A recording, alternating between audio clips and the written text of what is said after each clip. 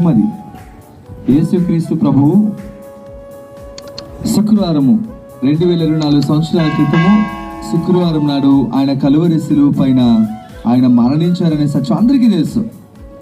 అయితే ఎంతో శ్రమపడి, ఎంతో వేదనతో, ఎంతో నలిగిపోయి ఆయన శరీరము ఎంతగా అంటే చీల్చేస్తున్నారు కొరడా దెబ్బలతో.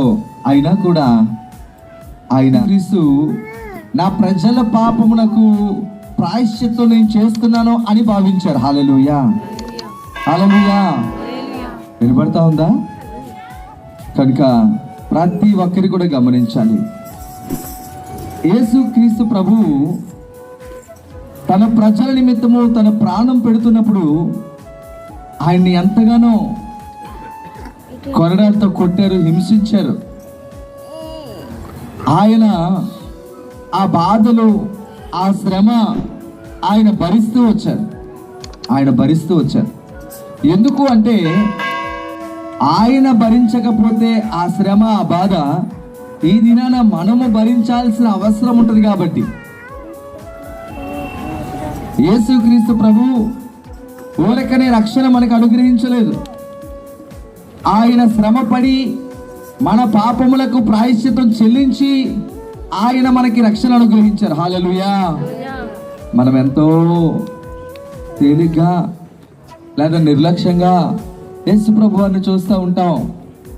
కానీ మీ కొరకు ఎవరైనా ఒక దెబ్బలు తిన్నారా? ఎవరైనా ఒక మాటే మన కోసం పడదు.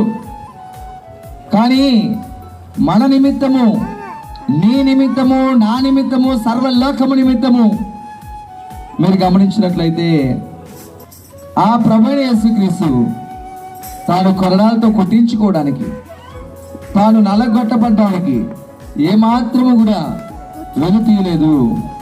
ఆయన అలాగనే ఆ బాధ అనుభవించారు. Yes, praise the lord. అయితే చాలా జాగ్రత్తగా ఆలోచించేద్దాం. ఆయన నలగొట్టబడ్డానికి ఈరోజు ఎవ్వరూ అలా ఆలోచించలేదు. కానీ యేసుక్రీస్తు ప్రభు మన దేవుడు కనుక ఆయన తన ప్రజలు పాపములో జీవిస్తున్నారని, ఎవరు ఈరోజు పాపము చేయకుండా ఉన్న వ్యక్తి ఎవరైనా ఉన్నారా? బైబిల్ చెప్తుంది, నీతిమంతుడు లేడు, ఒక్కడును లేడు. ఒక్కరంటే ఒక్కరు కూడా నీతిమంతుడు లేదు.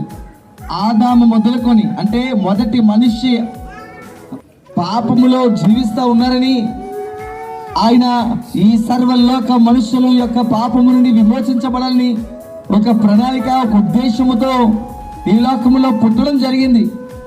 ఎవరైనా ఒక వ్యక్తి, నిజమే, పుట్టిన ప్రతి వ్యక్తి కూడా మరణిస్తారనే సంగతి అందరికీ తెలిసిన సత్యం. కానీ ఎవరు మరణించడానికి పుట్టరు. అంటే చనిపోవాలని ఎవరైనా పుడతారా? కానీ యేసుక్రీస్తు ప్రభు మాత్రము నా ప్రజల పాపము నిమిత్తము పరిశుద్ధుడిగా నేను కలువరి శిలువ పైన ఒక దినాన మరణించాలి అనే ఉద్దేశముతో పుట్టినట్లుగా కూడా బైబిల్ చెప్తా ఉంది. ఎలాగ మీరు చెప్తారు పాస్టర్ అంటే, మత్తయి సువార్త 1వ అధ్యాయము 21వ వచనంలో ఒక మాట ఉంటుంది, చదవండి ఒకసారి. ఆయన పుట్టుకను గురించిన మాట, ఆయన పుట్టుకను గురించినటువంటి మాట. అది ఏమని ఉంటుందంటే, ఆయన తన ప్రజల పాపము నుండి విడిపించటము కొరకే ఆయన పుట్టి ఉన్నాడు. ఒకసారి చదవండి అమ్మా ఎవరైనా ఒకరు. తన ప్రజలను వారి పాపముల నుండి ఆయనే రక్షించును గనక ఆయనకు యేసు అని పేరు పెట్టుదు. తన ప్రజలను ఆయన తిరిగి లేచి ఉన్నాడు. ఆయన సమాధిలో లేడు. మరణము ఆయన్ని ఆపలేకపోయింది. మరణం ఆపలేకపోయింది. ఆయన లేచి ఉన్నాడు.